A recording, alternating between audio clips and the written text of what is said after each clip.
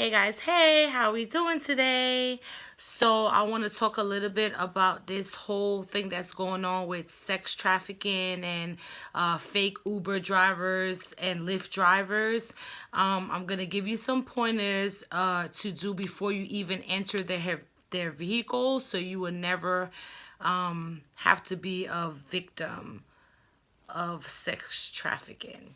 So, the first thing you want to do before you even enter the vehicle is walk to the front and look to see if the person that's on your app on your phone is the same person that's behind the wheel. Their picture shows every time you order a ride from Lyft or Uber, they will have their face on your app. That's the first thing you need to do. The second thing you need to do is make sure the color, make, and model of the vehicle fits the description on your phone app, Uber or Lyft. And also make sure the tag number is the same tag number that's on your phone. Also, before you even get into the vehicle, number 2, you need to make sure that the child lock is not on. Because if your child lock is on and you're inside of the car, and God forbid it's somebody that's not supposed to be driving you, you can't get out. Because the child lock is on, number 1, and they can lock their window if they have power windows. So you can't even roll it down to try to reach your hand on the outside to open up the door.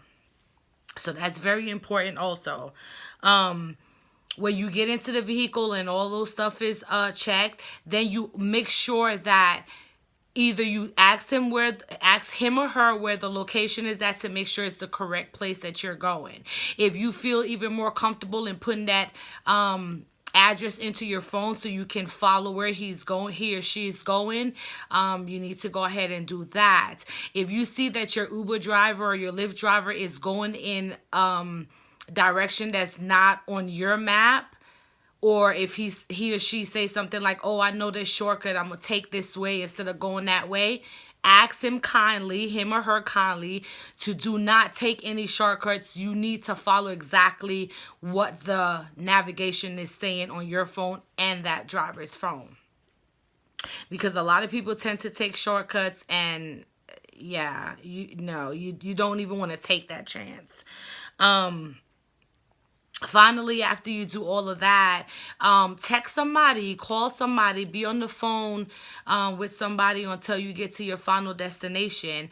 But while you're doing that, make sure that you are still paying attention to every turn that he or she makes.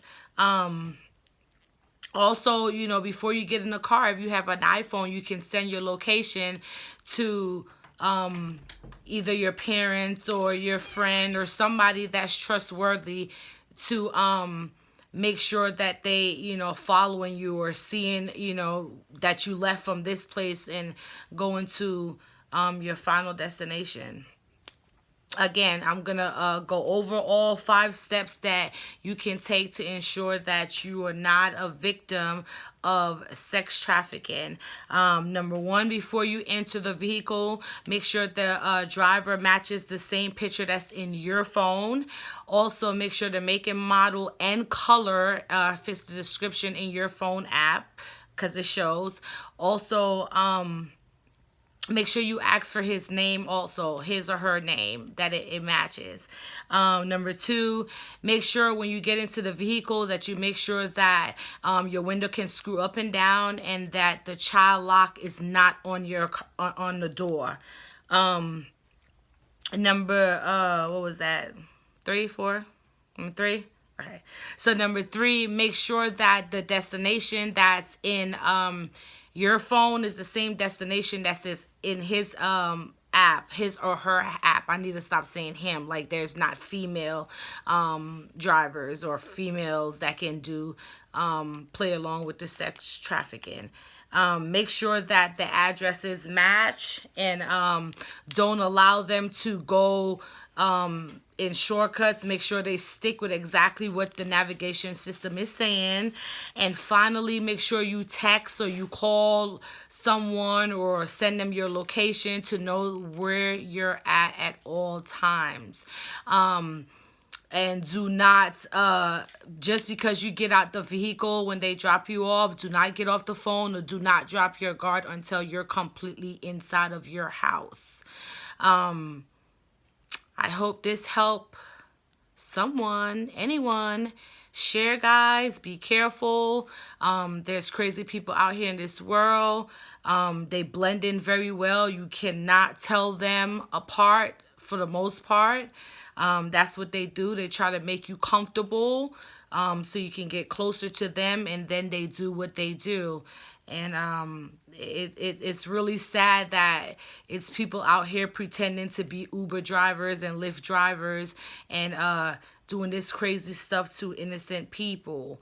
So yeah, if you guys stick with this guideline of the safety in riding Uber and Lyft, I am sure that you guys will be okay.